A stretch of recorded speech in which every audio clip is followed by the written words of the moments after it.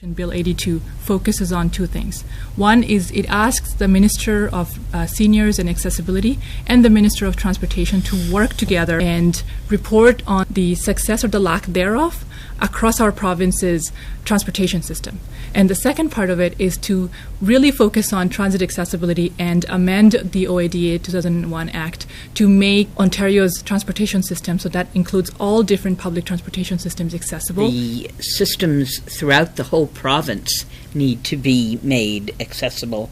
It's wonderful the work that we've done here in the City of Toronto, but it does not help if you can't get outside the city. For those of us who need to get to work or to shop or to do anything in society, we need to have a fully accessible province, and we need to have transportation available throughout the province. The Ford government continuously promises that disabled people will have an accessible province by 2025, and that hasn't been the case. We know we're not going to hit those markers, and we need to really be putting pressure on the government to make sure that we can access travel fairly and equally, just like everyone else. So to still be here in 2023 with subway stations that aren't fully accessible, with people struggling to get on the bus, while also being pressured by government who consistently says that disabled people need to get out and work, that we're not doing enough to survive.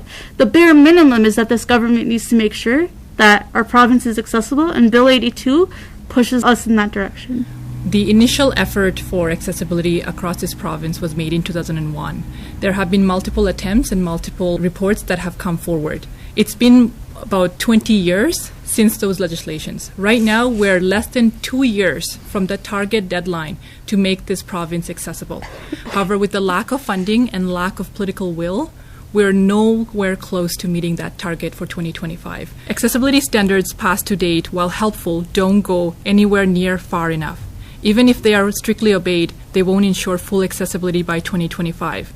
Ontario has been dragging its feet about making new standards and about keeping its promise to effectively enforce the accessibility law. And this was 10 years ago when Barbara wrote this. I hope that by 2025 we do meet the goals, but for that we need our government to commit and for them to invest.